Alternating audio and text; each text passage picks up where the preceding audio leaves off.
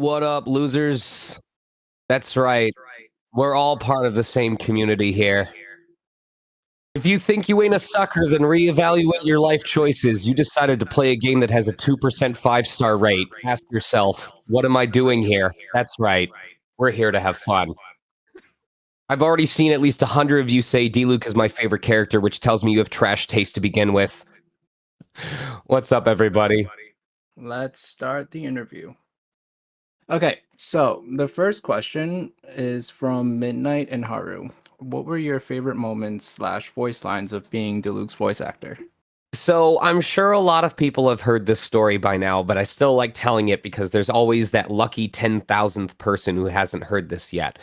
But in case any of you ever felt like Diluc's voice was slightly different at the very beginning of the game or the very beginning of the release versus in later installments, that was not intended, but it did end up being deliberate because when I was first booked for the role of Diluc, this is true. When I was first booked for the role of Diluc, I tried to do whatever background research I could do on the character. And this was back when it was still mostly just known as like a foreign property, and so there wasn't a lot of info sites available in English yet. And there was one site that I checked out, and what I didn't know at the time was that the website was not optimized for mobile devices. So if you tried to scroll through it on a mobile device, which is what I was using, it didn't interact very well. Like there would be screen tears, the text would mess up. And I didn't realize this because it glitched so perfectly. But when I was doing research for Diluc and learning about his backstory, the first half of Diluc's bio on that website glitched and fused into the second half of Razor's bio on the website. So for the longest time, for like the first 2 to 3 weeks after I went in to record, I was under the assumption, according to this bio that I had read, that Diluc was this mild-mannered tavern keeper by day who had been secretly raised by wolves in his childhood and then went out and used everything that he had learned from the forest to slaughter people indiscriminately at night, like he was a fucking obliterator werewolf in the nighttime. I understand now that he is kind of Batman in his own way, but for like the first 2 to 3 sessions, they were saying just make sure you keep your voice very regal and proper. He's not royalty, but he doesn't raise his voice a lot. Like even when we were doing fight or battle lines, they were like, it doesn't need to be so aggressive. You can pull back, you can be calmer. He's very astute and powerful. And I went with it and I listened to them, but in my head, I'm going like, well, then when do we get to the part where I like drag someone out into the forest and slit their throat before lighting their body on fire? Like, when does that part happen? So it wasn't until a couple sessions in that I was like, oh, that's not actually how he is. So when Diluc's skin came later on, and it was like, this is Diluc's skin from back when he was a renegade, so he can be a little bit more rough and tumble, edgy around the edges. And I went, oh, I can finally be what I thought he was the entire time. So if any of you are playing with Diluc's new skin and you go, man, I really like how Diluc sounds on his new skin. He sounds like a tough boy. That's how I originally thought he was. So that is probably one of the most memorable moments of understanding a character is very much a collaborative effort between yourself and the production team and the director, because sometimes something as simple as a website not working correctly on your phone can change your entire understanding of a character.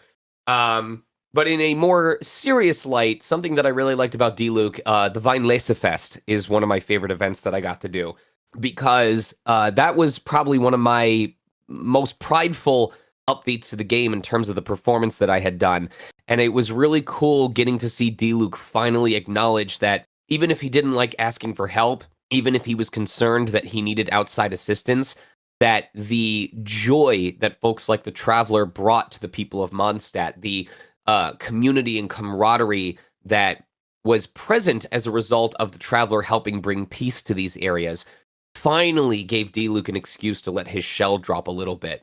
And as someone who tends to be very scared about screwing up in front of people and keeps to themselves because they're scared of saying the wrong thing, it was a little bit of a vulnerable moment for me to explore that part of a character saying, you know what? You are important to me, and I'm willing to be vulnerable around you, and I appreciate what you've done.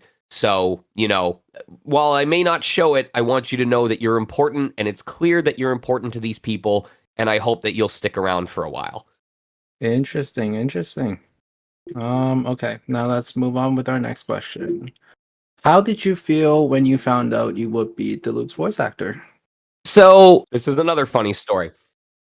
Story number one is when I first booked the role and when they showed me like background art and concept art and stuff like that, they even showed me a little bit of the in-game engine, what had been produced at the time.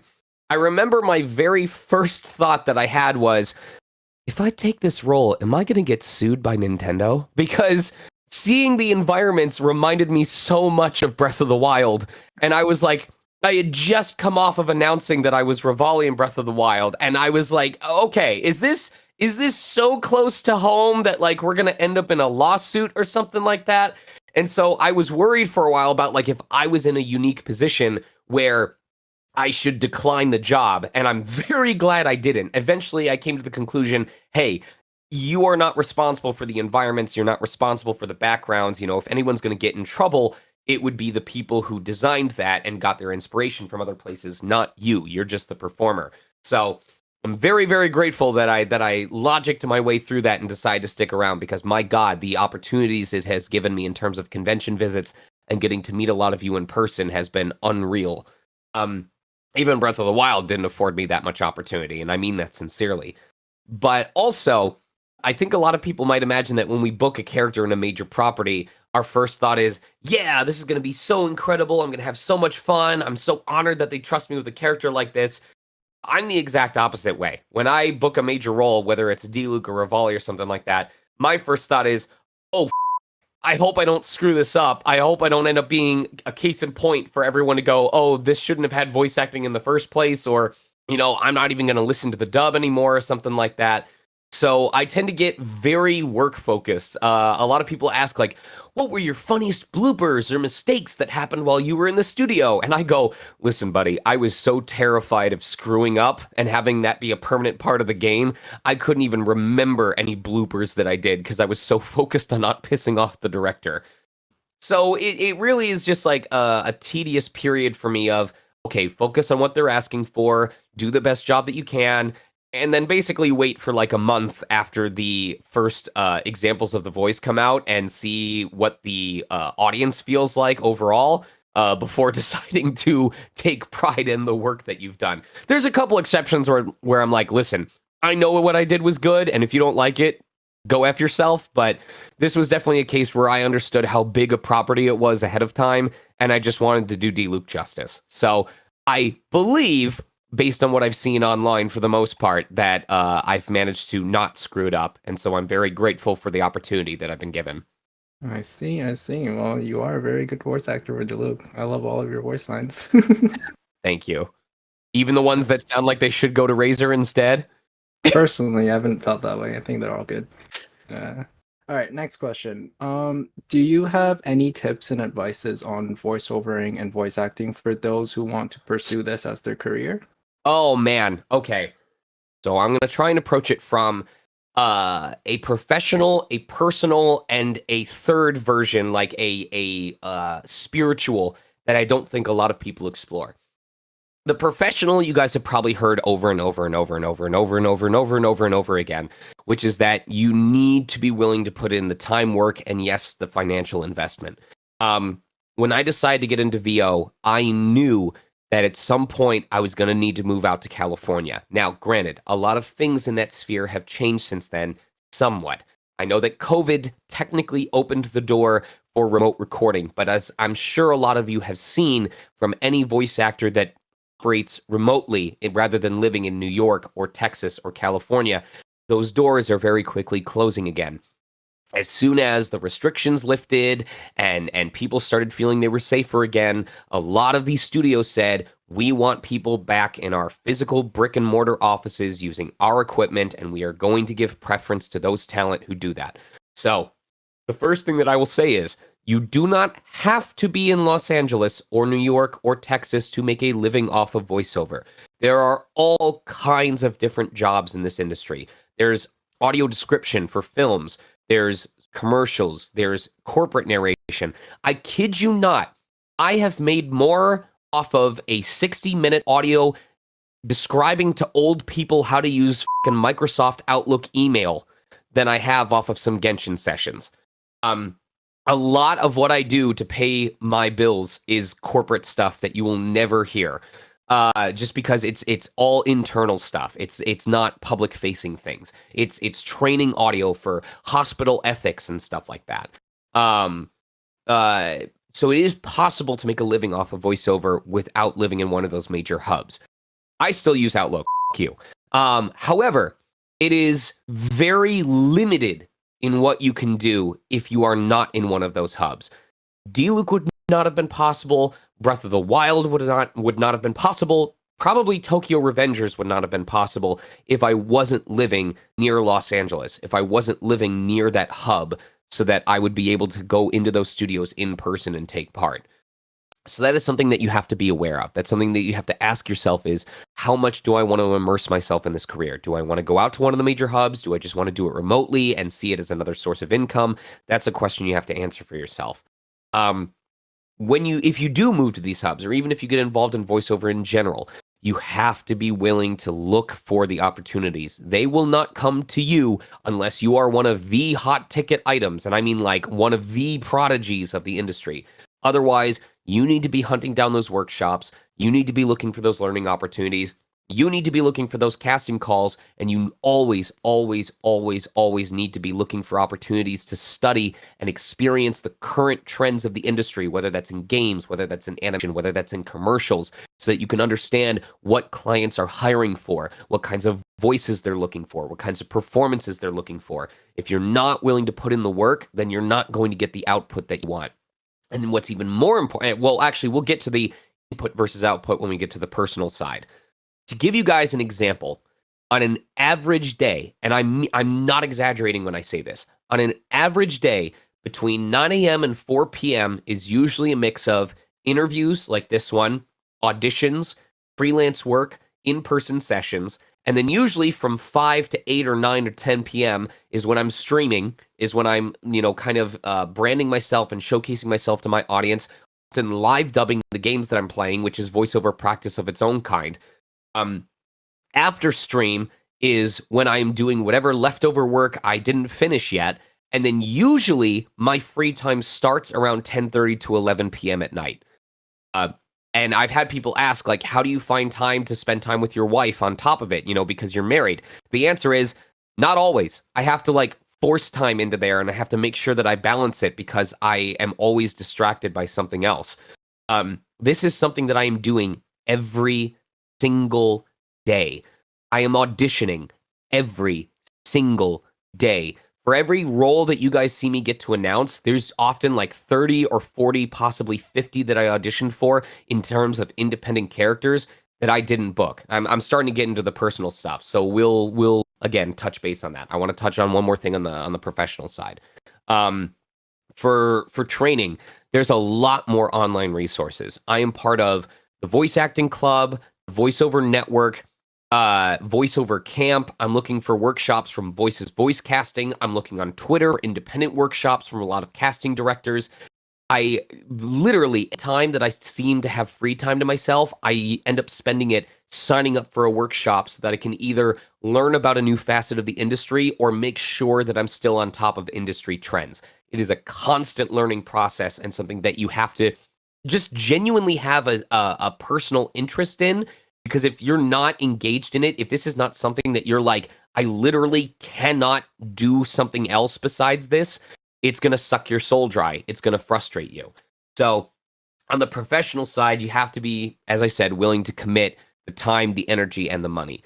On the personal side, despite all of this input, you have to be ready to deal with very little output in comparison. To give you guys an example, this is actually extremely relevant. Last month, June, was f***ing awful for me. I mean, genuinely awful in terms of how little new work I booked despite how much I was auditioning. There was a single week. I want to say, yeah, it was a single week between June 12th and June 16th. That was the only week that I had any in studio sessions.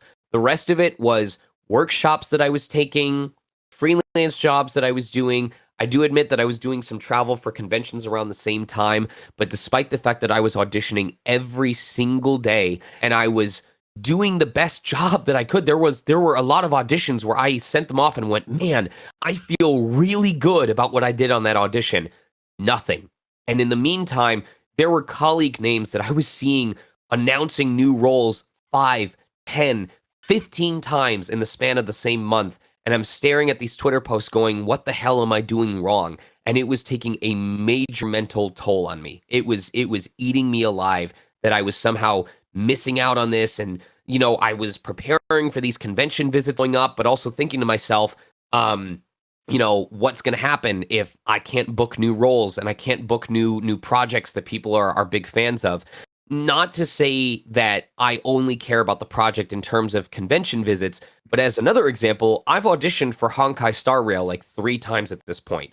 At least one of those, I was like, man, this is a really good read, and I'm really proud of what I did, and I haven't landed yet.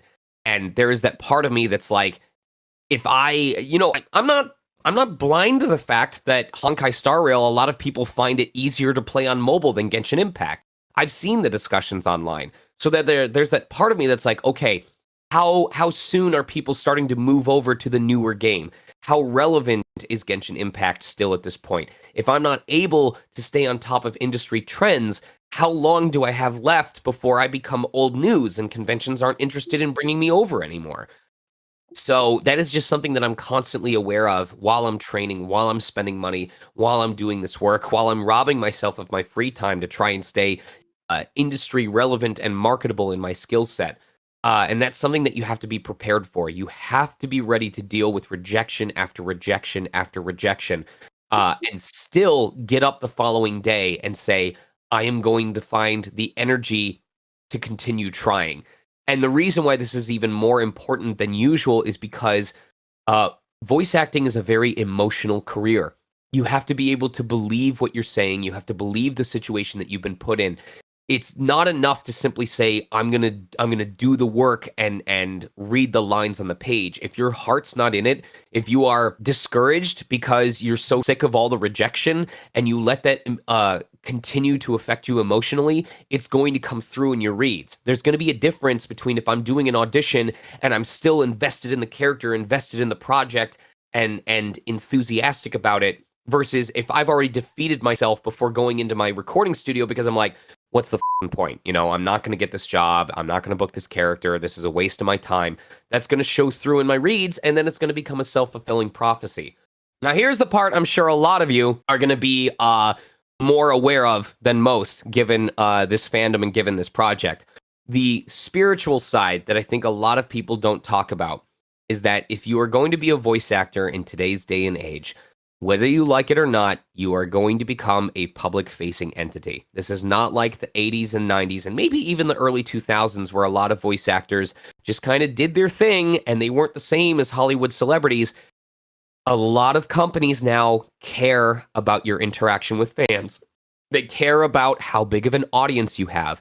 I have literally heard of colleagues that we all know, that we would recognize the name of, not getting considered for characters because they don't have a big enough followership, whether it's on TikTok or Instagram or Twitter. It doesn't happen all the time, but it does happen. It is a thing that occurs. Another example of why our physical appearance and our ability to be visible to our fans is important is because there is a colleague of ours who was in the final consideration for a main character in a project, and the only reason they didn't get it was because the casting director thought they were too fat compared to the character that they were going to be voicing. I'm not making that up. They leaned over to the person that they would be working with, and they said, and I quote, "Aren't they a little heavy, though?" or something like that. And they didn't end up getting the role because they didn't look close enough to what the character was like. So There are colleagues of mine that are very particular about their appearance. I know that I tend to not care so much about if my hair is a little messy when I'm streaming, or, if I didn't touch up my convention photos to get rid of any blemishes, because I don't want to give in to that. But it is something that I'm constantly aware of. But that's not the main reason why I'm bringing this up. What I'm saying is you will have to be a public facing entity and you will need to build an audience. What that means is that everything that you say and everything that you do online and in person will be scrutinized to a higher degree. You have to be aware of how long lasting what you do and say is, and the potential repercussions of that. You have to be willing to assess, determine, and decide what level of risk you are comfortable about. Without getting into too much detail, I'm sure you guys know that when it comes to the Genshin community, I have not been afraid to clap back at times. I haven't been afraid to basically speak my piece and say, I don't value your opinion. What you have to say about this doesn't matter. Like, go fuck off somewhere else. Problem being, there are probably a lot of occasions where instead of responding at all, I could have simply just ignored or blocked or moved on. And by choosing to respond, I slowly built up a tension or an aggravation or a sense of pride or revenge among members of the community that didn't like what I was doing. And while I don't have proof of it, and I'm not using this as an excuse to say I was framed or I was cheated, whatever, I have reasons to believe that my choice to clap back at people, as funny as it might have been at the time, may have played a part in my original Twitter account eventually getting permanently suspended. And while I'm, back to doing my own thing, while I have faith that, my quality will speak for itself, I'm telling you right now, losing access to all 80,000 people in the blink of an eye and having to start over from scratch sucks. And it's very harmful when it comes to building your brand and building your reputation on a social media site and showing clients that you are valuable and marketable and that audiences, enjoy what you do and want to hear from you. So I think it's extremely important that for anyone that wants to go into this career, you understand those three tenets. You have to be willing to put in the work. You have to be willing to continue putting in the work even when it doesn't pay off the way you want it to. And you have to be willing to protect yourself so that you can continue getting the work, because the internet is forever, you guys. And when everyone on the web has the same access and the same tools, whether you're 14 or 40 years old, that means you have no fucking idea who it is you're actually talking to. And let's be real, a lot of people younger than us know technology a lot better than us, all right? I'm not old enough to be a boomer, but I'm still young enough to understand there's people who are half my age who know their way around a web page and like browser sourcing way better than I do. At the end of the day, your focus should just be on being the best person that you can be and doing the best job that you can do, and nothing else fucking matters beyond that point. Everything else you choose to do outside of that is a risk that you choose to take. All right, all right. So, what is an interesting story or failure you've had during your voice acting career? Oh man. Here's a task that I failed successfully. There was a mobile game for Command and Conquer where I booked a role because I fucked up the audition so badly. Let me explain how this worked out. So, the audition was for a character that was described as they was like an EDM version of a mech warrior. I want you to imagine someone who pilots like a Gundam or something like that. But instead of it, or let's think of more of like a Warhammer 40K tank. But instead of it being a serious tank, imagine if it's styled after a dance club where the little things that would pop out to fire rockets instead have speakers, that would play music through them. So my immediate thought was, DJ piloting a mech. I think of like one of those Eurovision like Swedish DJs or something like that. So my immediate thought, and the way that I did with the audition, because the lines were something like, covering the target from long range, my mech is being destroyed, or something like that. But I did it super silly, like a Swedish or like a DJ from the Netherlands. I was like, oh, yeah, let's pump up this battlefield. No, my beautiful mech, like stuff like that. I was total EDM focused. So here's the thing. I didn't know it was for Command and Conquer, which is supposed to be a very serious game. So when the original casting director heard this audition, this guy who's supposed to be a serious warrior going, "Play us, thank you for the help. Let me know if you need it in kind." Goes, "This is not even remotely close to what we're looking for. This is the worst application I have heard for this possible game." However, the sound engineer, who for 2 weeks straight had been editing hours, literal hours of audio of grizzled 40 to 50-year-old men going, "Taking cover! Oh, I've been hit! Grenade! Providing cover fire! Let's go get him, guys!" Like literally that over and over and over again. Who then hears this file going, "Let me know if you need these sick beats to bring up your morale." It's like, oh my God, this is the funniest thing that I've heard all week. And he basically begged the casting director, "Please put this in the game. Give me this one." And the casting director relented, and that's how I booked a job in a project by doing an audition that wasn't even remotely related to what they were looking for. So that is the definition of failing a task successfully. Interesting story. Let me think of another example. All right. So, any of you who are familiar with the production process for The Last of Us 2, or video games in general, probably know that one of the most common aspects of video game recording is the part where you do efforts. Efforts can be everything from running to jumping over ledges to climbing a ladder to taking a massive shit.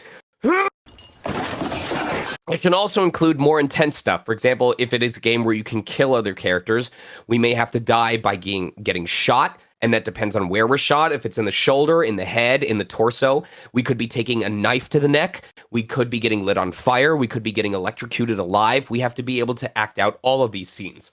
Last of Us 2 especially had all kinds of scenarios. Like, I would literally have 30-second scenes where I had to chase something like, okay, you are sneaking around looking for the main character, then they grapple you from behind, put you in a chokehold with their elbow, so you are struggling to breathe, and while you're struggling to breathe, they proceed to put a gun to the side of your head and shoot you in the temple or something like that. And I have to act out all of that in sequence while chasing the action. And you have to do like several takes of this too. Anyway, what a lot of people may or may not know is that I know that I'm straight because I have a very weak gag reflex. I cannot handle listening to gross gurgling noises or stuff like that without feeling the need to throw up. If you've watched ReZero, I actually could not listen to the scenes where I choke up blood because when they would play it back, I would have to take my headphones off and step aside for a moment. So I have a very weak gag reflex. And one of the things that we had to do was the character has put you in a chokehold. And right as you break yourself free, they slit your throat with a knife, and you gurgle violently before choking to death on your own blood.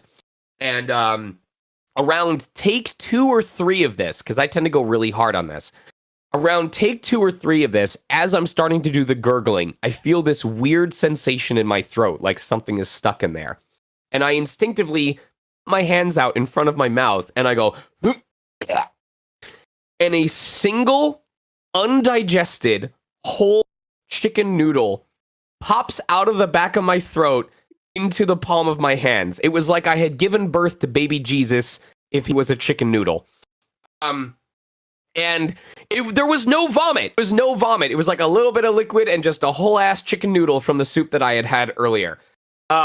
Yes, now I expect the artist in here to be drawing Diluc Ragenvinder presenting a blessed chicken noodle to, I don't know, someone that he admires.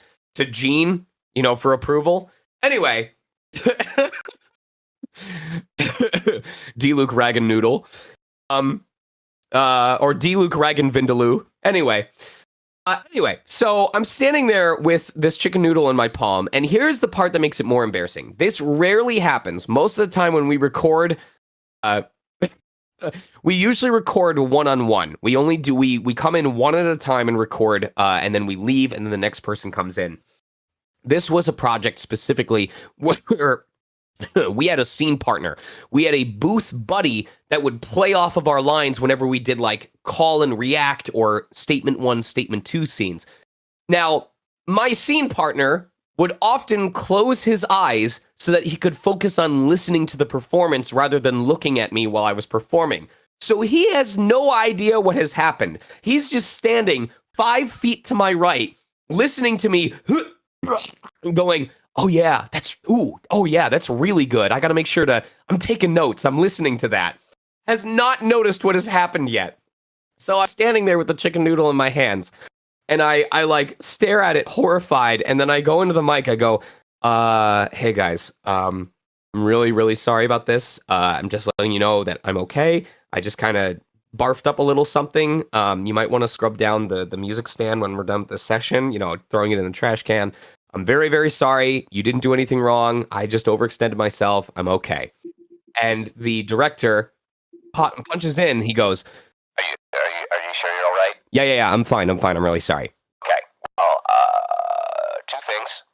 Number one, you are not the first, nor are you the last person that this will have happened to. We do some pretty intense stuff here. However, you are the first person who stayed on mic the entire time that they did it. So we have it. We just checked it. It's clean. It's usable. And if we have your permission, we'll probably put this in the game.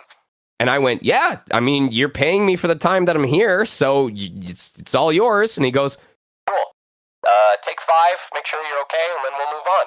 So if you happen to be playing Last of Us 2, and you slit someone's throat, and it sounds like they fucking coughed something up out of their throat, it might not be acting. It might just be real. So that is the interesting story. Anyway, do you have any preference to voice a character, any specific trait or personality for it?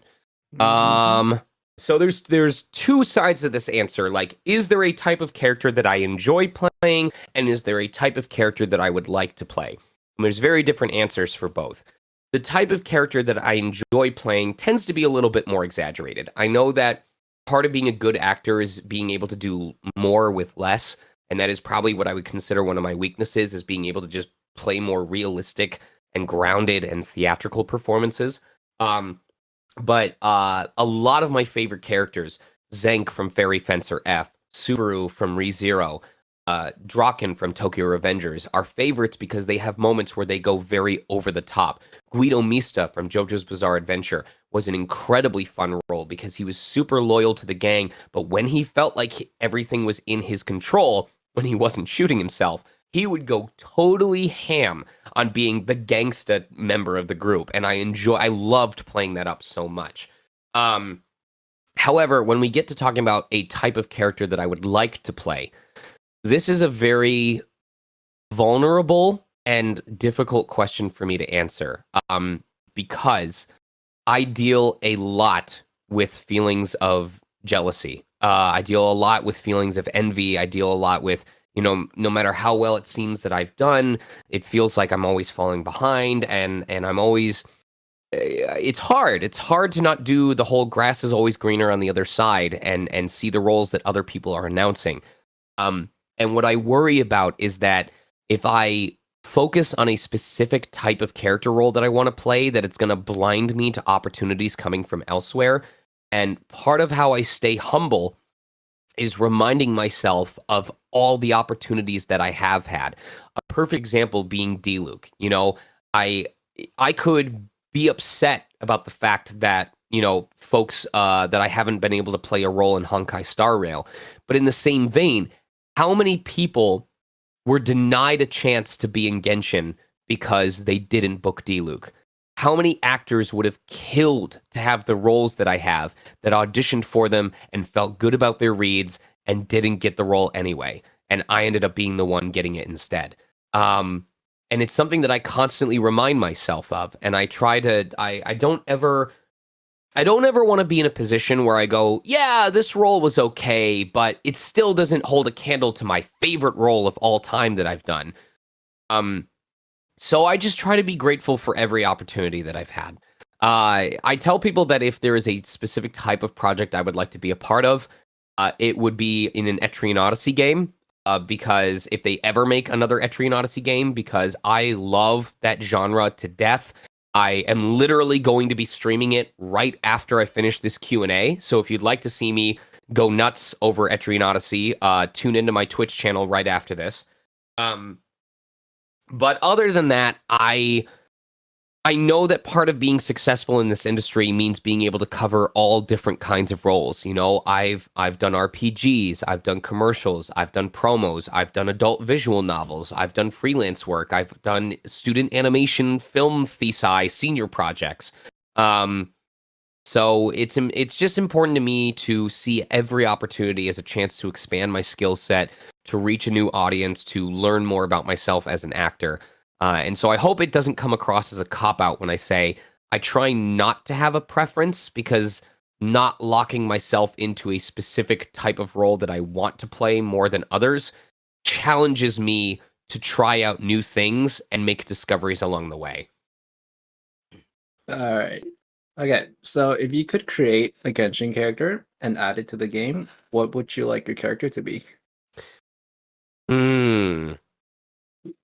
Ooh. Okay. So I would, first of all, I would introduce a new element called Libro. Libro, based on Libra, library, whatever. The character's name would be Atlas, in reference to like an atlas of the world, or just like the landscape in general. And Atlas would be someone who maybe wasn't given an archon of his own, but he took a divine interest in just understanding as much of the world as possible. Because the word Libra is based on, let me look it up.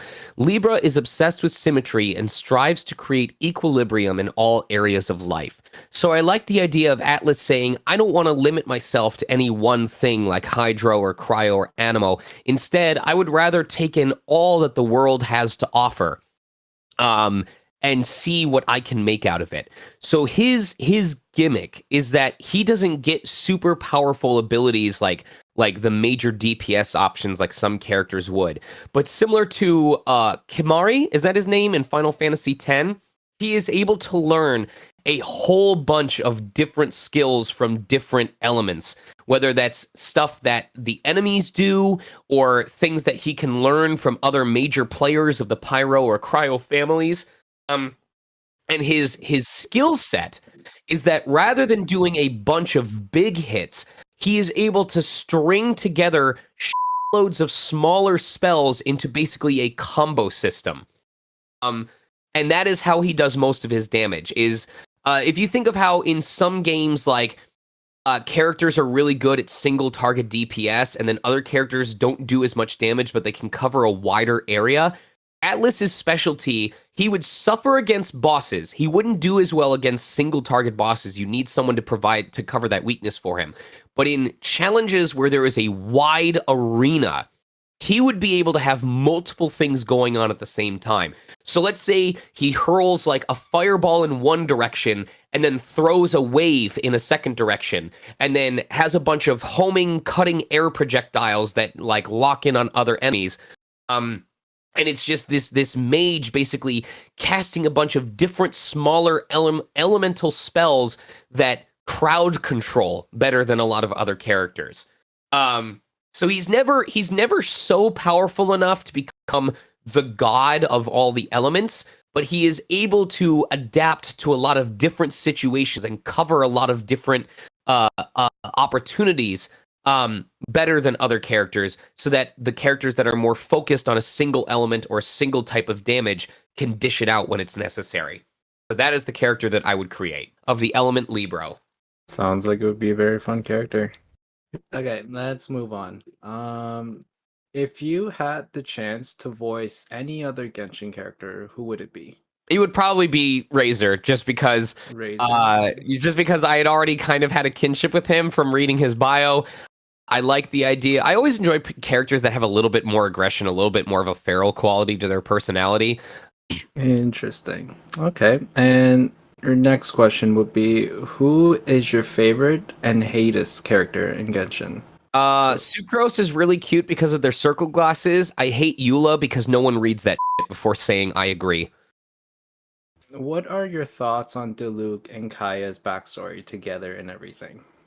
Uh, I enjoy that type of story. I enjoy people who are, I mean, okay, I know that we can have the whole debate about whether they're biological brothers or found brothers or sworn brothers or whatever, but there is clearly a sort of forged camaraderie, whether or not one of them wants to admit less than the other, that has happened because of their history together. I like the fact that even though Diluc doesn't really care for Kaya's affiliations, he recognizes that Kaya, for the most part, is working on the side that protects people, that helps people not come to harm. And so it's basically the Genshin equivalent of that Onion article that says, heartbreaking, the worst person you know just made an excellent point. And that's basically Diluc's entire attitude towards Kaya. So I like the idea that just because you don't like someone doesn't mean you have to consider them a bad person. Similarly, just because you like someone doesn't mean you have to find them incapable of doing wrong. I think that second one is really important because a lot of the reason why I've been able to maintain my career is because I have trusted colleagues and friends who aren't afraid to call me out when I do something really stupid. Yeah, I enjoy that type of story. I like, when everyone gets along perfectly with each other, that causes for a boring story, Of having tension with someone and then finding reasons to appreciate them anyway, that's really cool. Sounds good. All right, next question. What's your favorite food? Favorite food? I love Japanese curry. I love Japanese curry so much. Man of culture. I know, right? Japanese curry is absolutely incredible because I appreciate that curry is so different based on how it's made. Japanese spice, Indian spice, and Mexican spice are different for entirely different reasons. Or they're all great for different reasons.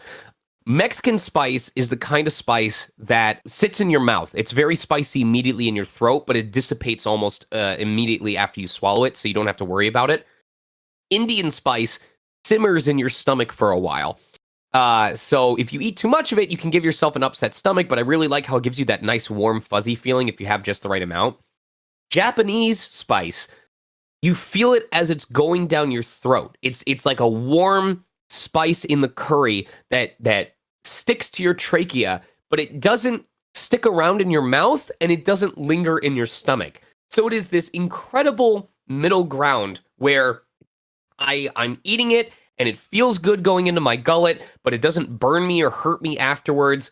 You mix it with some chicken katsu. It's absolutely incredible. The chicken soaks up the curry so it doesn't affect you too much. My mouth is watering just talking about this. It's why, I don't know if you guys remember back in 2019, if you saw like a lot of actors in the LA area lamenting the loss of Curry House, because in a market oversaturated with a lot of places that make curry with the same goddamn basic ass market curry base, and you'd know it if you tasted it. It is the same curry base all over the place. Curry House did something different. They used like a meat-based sauce that was thicker and had like a darker color to it, and it was absolutely incredible. And no one had really replaced that ever since Curry House closed down. We have finally found a place that's relatively close, which is Champion's Curry in Los Angeles. I think it's in Irvine, Bakersfield, and Little Tokyo. But I'm so grateful I found it because it is the closest thing I've had to the original Curry House curry. But that is my favorite. I could genuinely eat that for lunch and dinner for an entire 7 days straight and not get tired of it. All right, let's move on. Okay, what do you like the most about Diluc? I love his absolutely gigantic, bulging heart that he cares about Mondstadt with.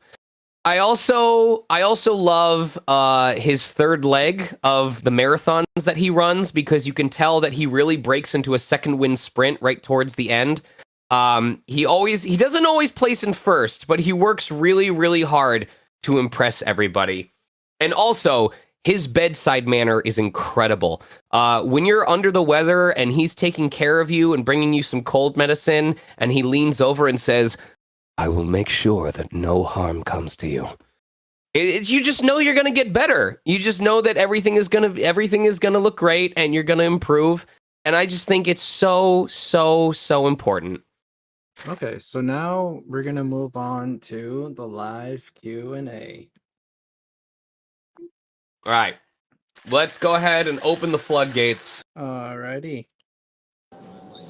All right, I got a question for you. Okay. Do you play with Diluc when you play Genshin or no? I have played exactly 0 minutes of Genshin Impact. It is not because of a dislike of the game. There's actually a good reason for that. At the time that Genshin first released, I was already a part of 2 different gacha games. I was playing Dragalia Lost religiously, and World Flipper had just started up. Now, World Flipper, I'm grateful to say, has not nearly taken as much money out of me. I would say in the 2 years that it has been out, I've spent maybe $1,500 to $2,000 tops. That's being generous. Like, I don't think I've spent that much money. Dragalia Lost, however, is a different story. This is more of a conservative estimate, but I believe in the 4 years that Dragalia Lost was out, I spent between $22,000 to $24,000. And now this was money I could afford to spend. And this was a viable tax write-off because it was industry research because of English voice acting, and I actually booked a job off of doing impressions of Dragalia Lost characters as inspiration for an audition.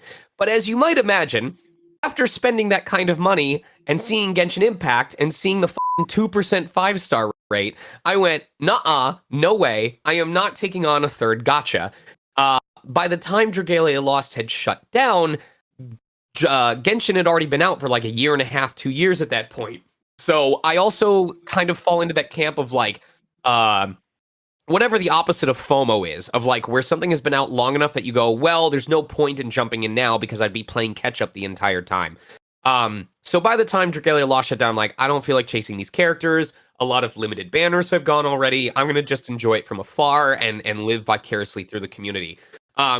This is not a dig on you guys. I need you guys to understand this is not specifically calling out any of you, because in my opinion, a lot of the more specific communities, especially in person, are pretty cool people. But also, after seeing how a lot of the Genshin community treated fellow colleagues who streamed the game, I had no f***ing interest whatsoever in getting involved in that. Oh yeah, people like that are trash. Yeah. Just again, I'm not suggesting you guys do that in particular, but just seeing how they would react to just one-off comments made during streams, or if people weren't playing a certain way, or if they were using a character people didn't like.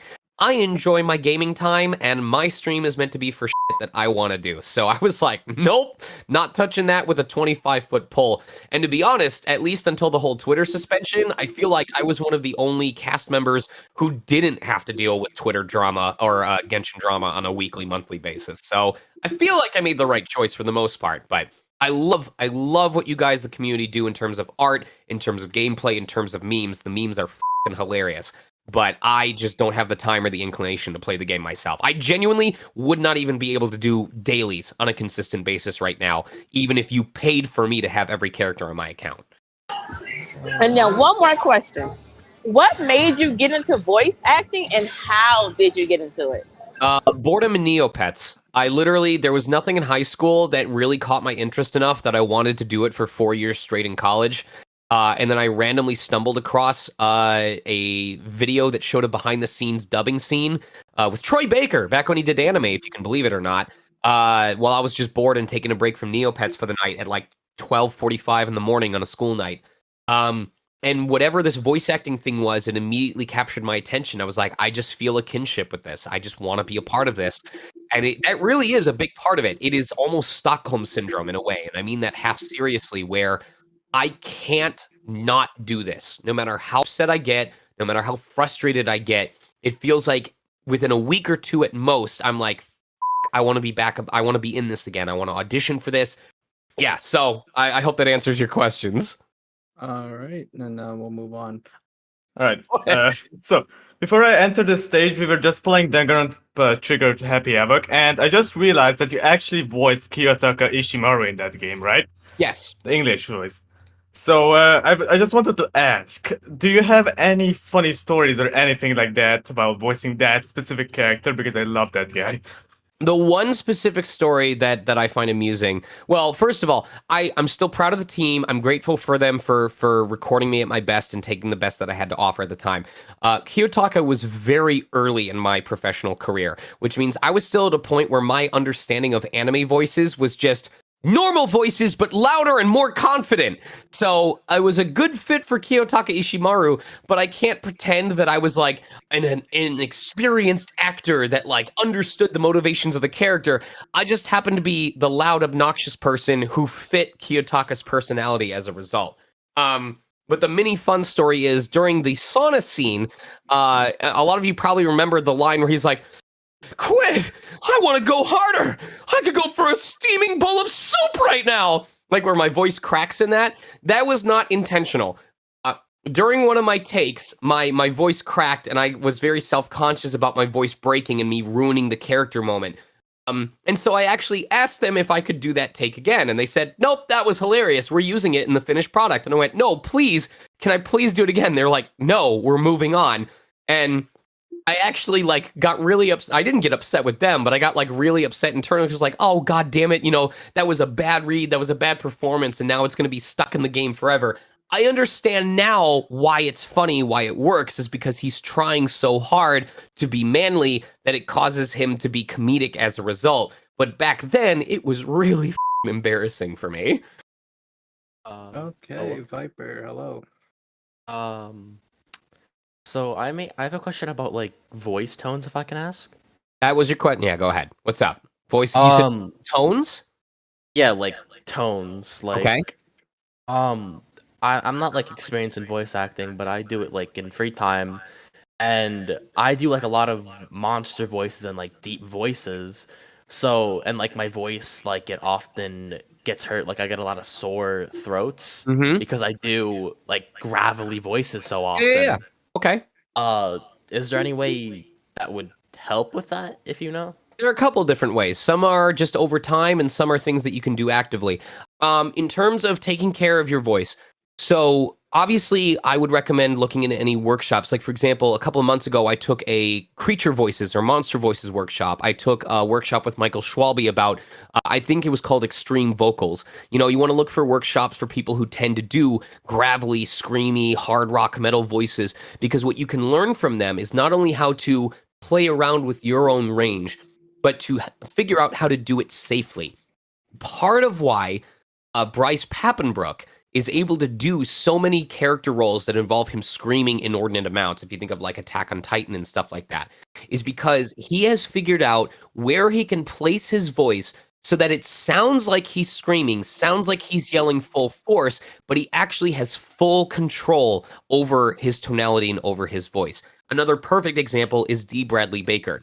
D. Bradley Baker is the creature voice actor. He is like the worldwide most prolific creature voice actor in existence right now. And he has done his fair share of absolutely throat ripper creature voices. But the reason he can do them as consistently as he does is because he has practiced extensively to figure out, okay, what do I need to do this voice? Is there a way that I can do it, or where I can place it to where it minimizes the amount of impact that it has on my throat? So the TLDR on that is look for those workshops that you can learn from folks who do this regularly and get training on how to do it safely. Vocal coaches can also assist with that. Something to also keep in mind on the personal side is you will naturally get better at doing that kind of thing as you practice. Again, emphasis on practicing safely. The reason is because your throat muscles are still muscles, just like any other part of your body. If you work out your arm, it's going to get sore, but it's going to rebuild, and then you'll be able to do more with it. You'll be able to work out for longer, and then while you can't prevent all damage, the damage won't be as severe and it won't last as long. The same is true with your throat. I tend to be very loud, and I tend to scream a lot, and I tend to over-exaggerate. So I am definitely no stranger to having my voice blown out. I have also definitely noticed over time that even though I can still wear my voice down, I have been able to do intense roles more consistently and still be able to perform the following day or not have to rest for as long. A perfect example being, yesterday, even though I was still dealing with, I think, a cold or something. It wasn't COVID, but my throat was not at its best. But because I was able to drink tea and rest it, I went into a session. I had to do some screamy lines as a character. I came home, I rested up for the rest of the day, and I wouldn't say I'm at 100% right now, but I definitely still sound pretty clear. So that is something that I'm able to do because I have gotten experience with those intense vocals. And then obviously, mitigating or minimizing the damage in the first place is the most important.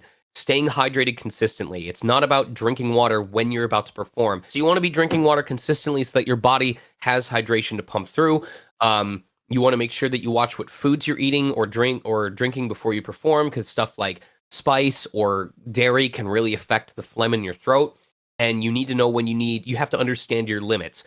There was a perfect case a couple days ago where a client asked about my status on a project, and I said, I promise to get it to you tomorrow, but I need today to rest vocally, because if I do it now, I'm going to harm myself in a way that's going to take longer to recover from.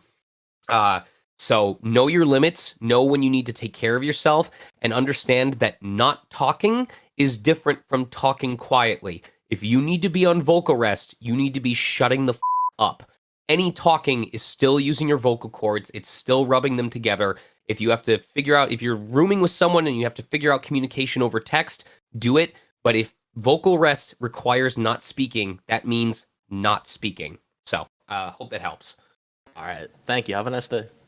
You too. Okay, let's move on. Who's next? Hi. Hello. I just wanted to say it's a pleasure to have you on our server today. You don't know that. You might regret it in like 2 hours from now. No, it's fine.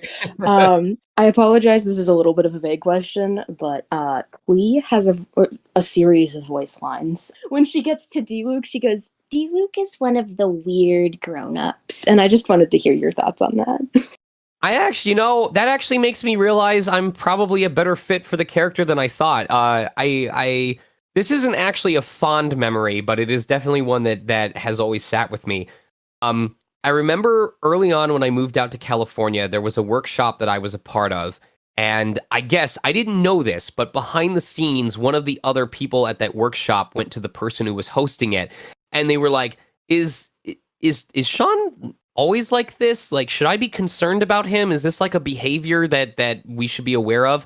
And to my knowledge, what I was told was the host of the workshop goes, "No, he's okay. He's special."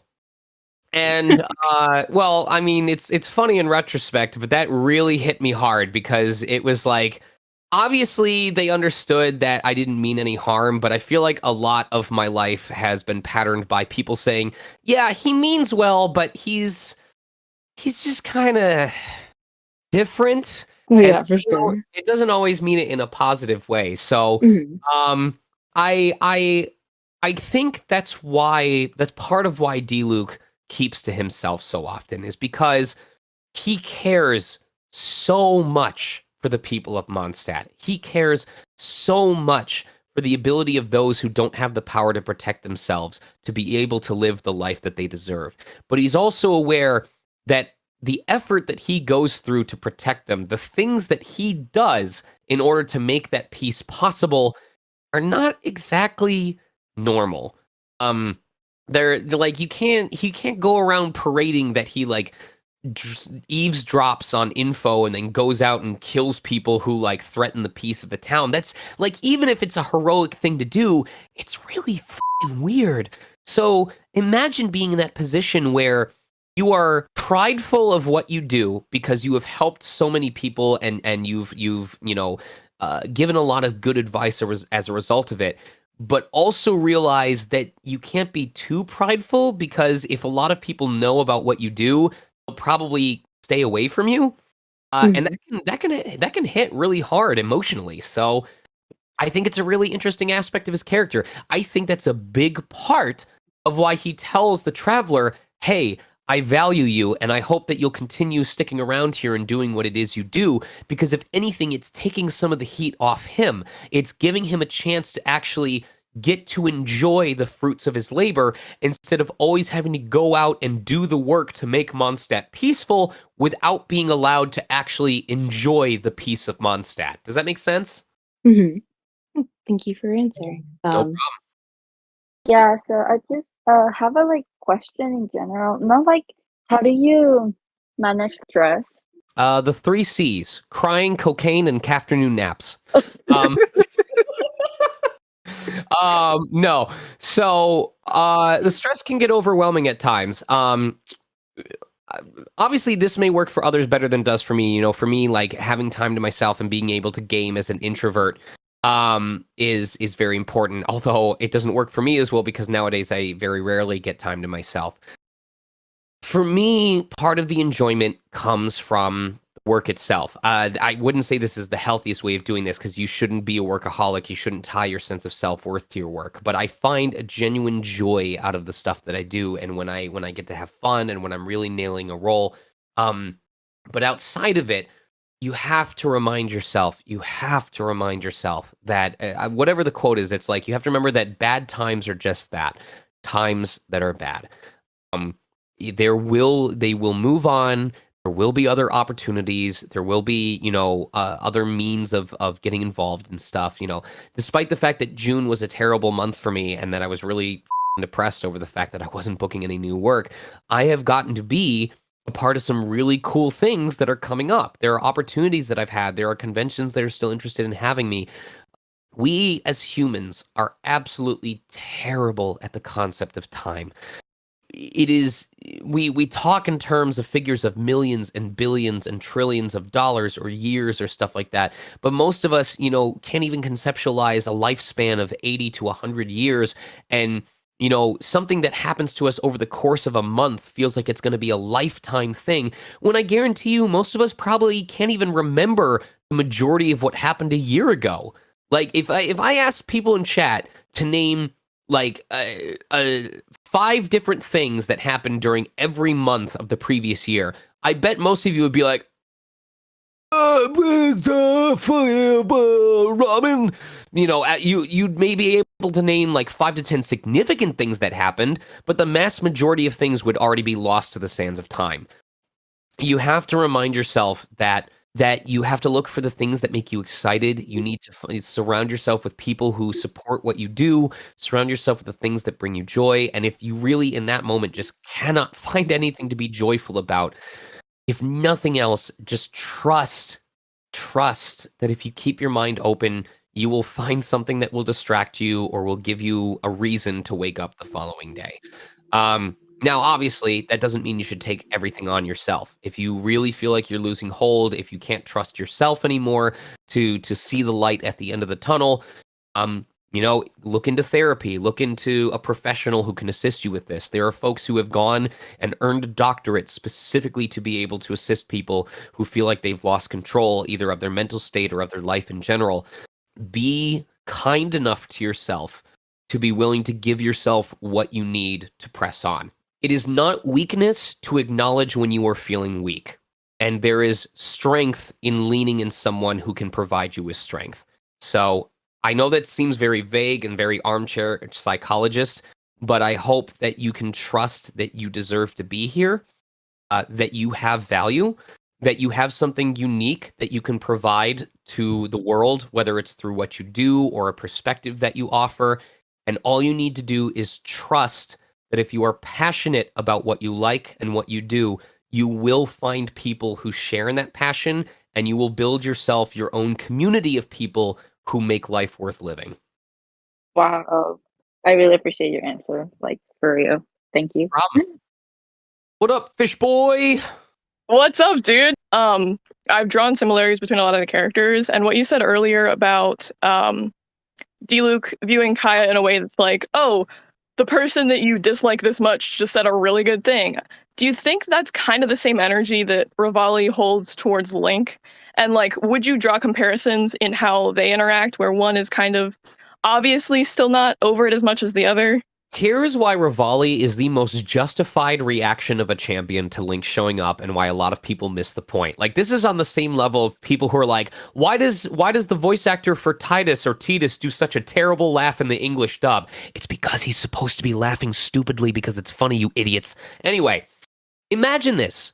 You have spent years sequestering yourself on a mountaintop away from the public eye, literally so that no one else can see what you're doing.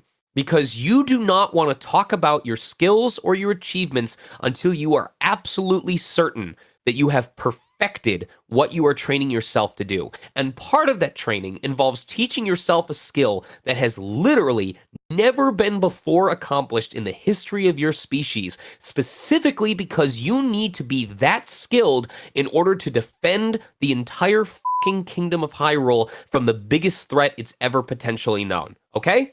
So you have been on this mountain for years, you have trained yourself, you have mastered this, and now you finally feel ready to say, I am ready to protect my people.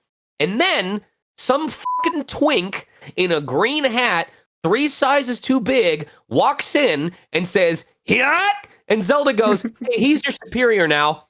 And he has done nothing to prove himself. He has done nothing to showcase what he's capable of. You have no proof that he's able to protect the kingdom. You now have to be subservient to him. And if he fails, all of you die. Like, I think it's entirely reasonable for Rivali to be like, excuse me? Like, I have no reason to just immediately kowtow to you until you have, like, proven that you are capable of taking on this task. And whereas all the other champions are like, oh, captain, my captain, Raleigh goes, no, you have to prove yourself first. And I'm going to be scrutinous every single step of the way because you get one shot at this. If we fail, we're all dead. So that is why even I didn't understand that at first when I was first recording for him because we were getting bits and pieces and snippets and the whole story hadn't come together yet. But the more I recorded for Rivali, the more I realized, why are you people booing? He's right. So that is my honest thought is Rivali's is not a I don't like you, but I'm, going to respect you anyway. It is I need proof that my people are not going to die because of your ineffectiveness before I will even deign to give you the time of day. Because if I give you a false sense of confidence by pretending you're hot shit when you're not, I'm going to pay the price for that. That's actually so valid, and I've never given him the credit for that before. So now I have a little bit more respect for him than I did.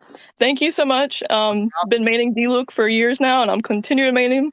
And have an amazing day, dude. What I was going to ask was, what are your original thoughts? Oh, and it's only 2 quick questions. What are your original thoughts on Kaya? What was my original thought on Kaya? Yeah. I think he's incredibly suave. I like his design. I like how laid back and how chill he is. Like, I know that it's in character for Diluc to hate on him, but I would want to be friends with Kaya. Well, my second question was, this question has been trying to be asked a lot, but like, are you really Batman? Am I really Batman? Yeah. I'm Batman. Oh, it's confirmed.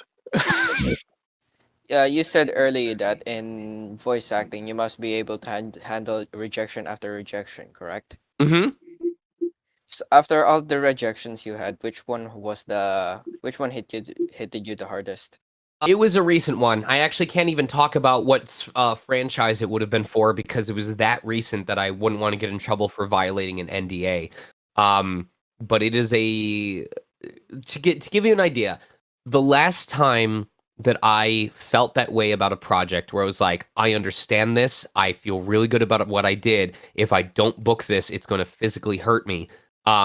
That was for Shun Imai in Odd Taxi because I had just watched that series and I loved that character to death. And I was like, if I don't book Shun or Tanaka, I'm going to be super upset because I love both of these characters and I know I can portray them. So I was very grateful when I got it. There is a project I auditioned for recently that I was so dedicated to trying to do well that I did a bunch of background research. That when I finally did the audition, I went, man, I really went all in on this. I know exactly my purpose. I know exactly why I made the noises that I made or why I said what I said. I feel really, really good about this.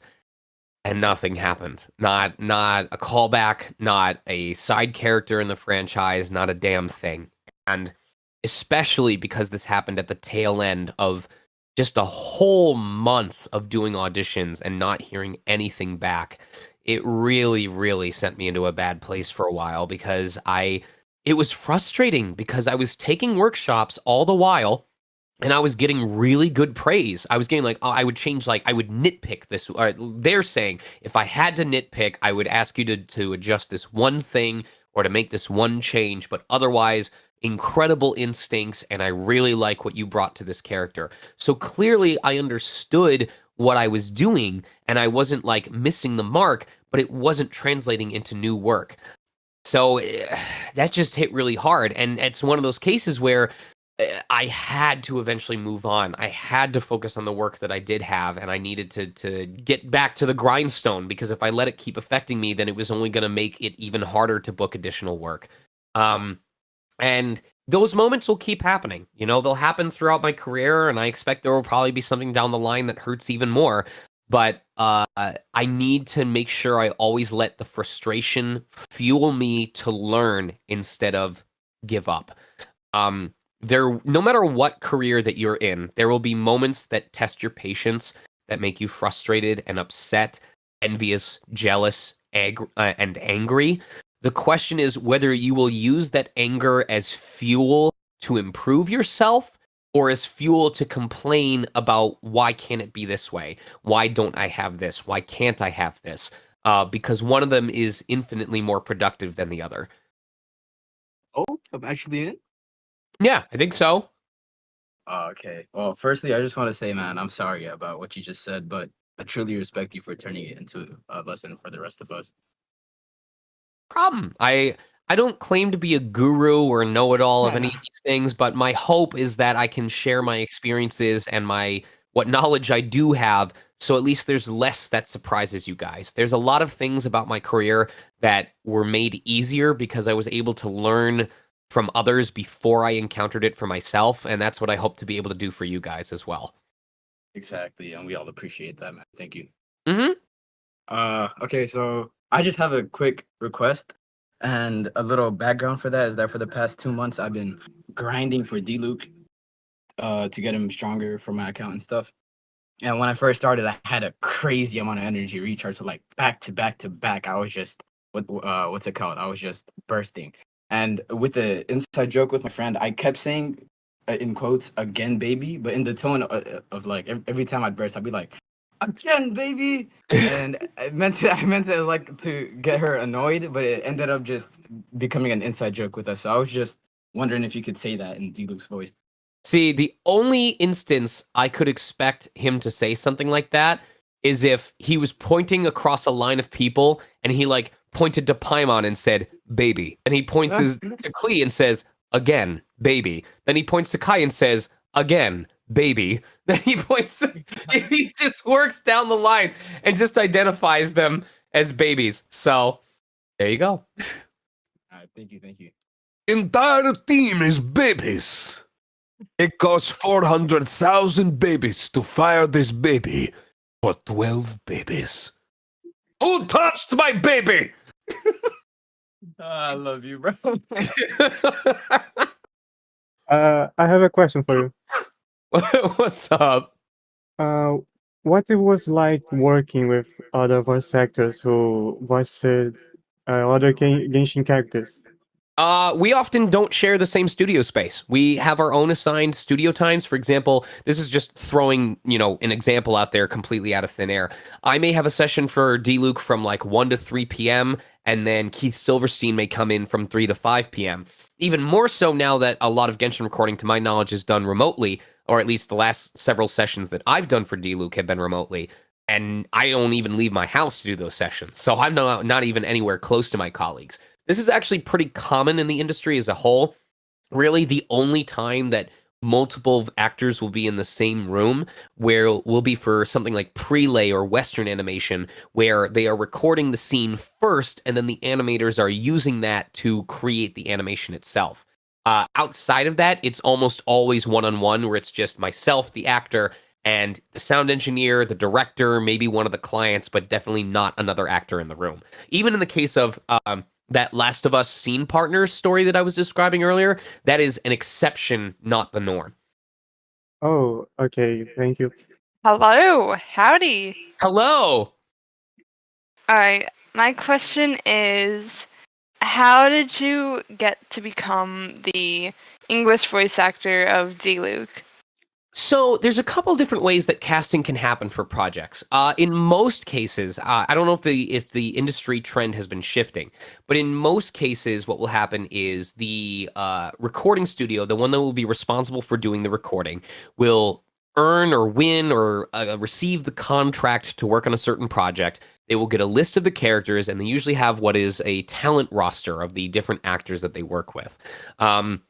And they will reach out and they'll be like, okay, well, which actors, based on our experience, do we feel might be a good fit for certain characters?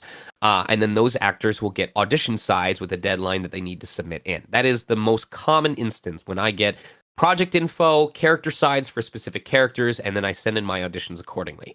On the other end of that spectrum, if a studio has worked with an actor enough or they are confident that a certain actor would be the best fit for a role, they may reach out to the client and say, hey, do you trust us to make selections without going through the audition process? This happens, I know that this happens a lot with PCB productions because they are often working on so many different projects with such a wide variety of characters.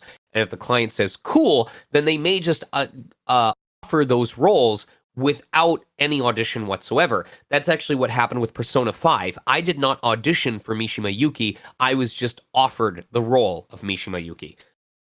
With Genshin, it was kind of an in-between. This also happens sometimes where a studio has a good idea about who would be a good fit for a role, but just wants to confirm that it's going to work out. So for Diluc, and I imagine for some of the Genshin characters, they already had a couple specific actors in mind, and so I was asked, hey, could you come in for a live audition for Diluc, for this character named Diluc?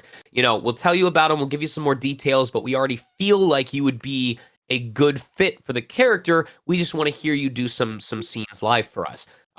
So I came in and I did the live performance and they liked what they heard. And so they went ahead and formally offered me the role. So any one of those three can happen. But in the case of Genshin and myself specifically, I don't know if it was the same for the entire cast. But in my case, I only ever got one audition from Genshin, and that was for Diluc, because they thought I would be a good fit. They had me come in and do a live performance. They liked what they heard, and then they moved on to offering me the role officially. Nice, nice. Thank you.